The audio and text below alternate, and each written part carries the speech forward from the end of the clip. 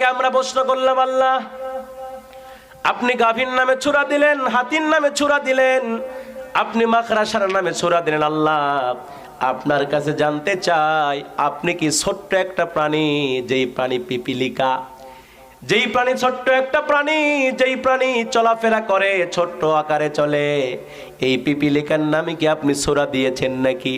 রব্বুল আলামিন বলে, গোলাম আমি আল্লাহ গরুকে বাদ দেই নাই, আমি আল্লাহ হাতিকে বাদ দেই নাই, আমি আল্লাহ পাক মাকড়াসাকেও বাদ দেই নাই, আমি আল্লাহ পিপিলিকাকেও বাদ দেই নাই, আমি আল্লাহ রব্বুল আলামিন পিপিলিকার নামেও সূরা দিয়েছি।